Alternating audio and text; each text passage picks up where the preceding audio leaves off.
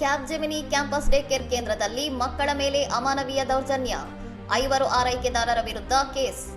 ಬೆಂಗಳೂರಿನ ಕ್ಯಾಪ್ಜೆಮಿನಿ HAL ಕ್ಯಾಂಪಸ್ನ day care ಕೇಂದ್ರದಲ್ಲಿ 2-3 ವರ್ಷದ ಮಕ್ಕಳ ಮೇಲೆ ಕ್ರೂರ ದೌರ್ಜನ್ಯ ಎಸಗಿದ ಆರೋಪದ ಮೇಲೆ 5 ಮಹಿಳಾ ಆರೈಕೆದಾರರ ವಿರುದ್ಧ ಪ್ರಕರಣ ದಾಖಲಾಗಿದೆ.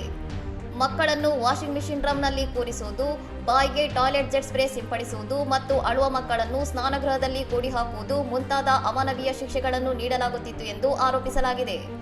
ದೌರ್ಜನ್ಯದ ದೃಶ್ಯಗಳು ಸಾಮಾಜಿಕ ಜಾಲತಾಣಗಳಲ್ಲಿ ವೈರಲ್ ಆಗುತ್ತಿದ್ದಂತೆ ಪೋಷಕರು ಆಕ್ರೋಶ ವ್ಯಕ್ತಪಡಿಸಿದ್ದು, ಪೊಲೀಸ್ ದೂರು ಹಾಗೂ ಕರ್ನಾಟಕ ರಾಜ್ಯ ಮಕ್ಕಳ ಹಕ್ಕುಗಳ ರಕ್ಷಣಾ ಆಯೋಗಕ್ಕೆ ದೂರು ನೀಡಲಾಗಿದೆ.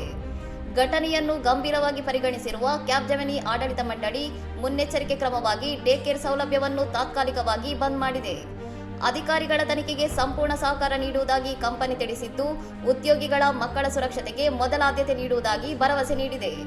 ಕಾರ್ಪೊರೇಟ್ ಕ್ಯಾಂಪಸ್ಗಳಲ್ಲಿನ ಮಕ್ಕಳ ಆರೈಕೆ ಕೇಂದ್ರಗಳ ಮೇಲ್ವಿಚಾರಣೆ ಮತ್ತು ಸುರಕ್ಷತೆಯ ಬಗ್ಗೆ ಈ ಘಟನೆ ಗಂಭೀರ ಪ್ರಶ್ನೆಗಳನ್ನು ಹುಟ್ಟುಹಾಕಿದೆ. ಇನ್ನಷ್ಟು ಸುದ್ದಿಗಳಿಗಾಗಿ ನೋಡ್ತಾ ಇರಿ ಸೌರಂ ಟಿವಿ.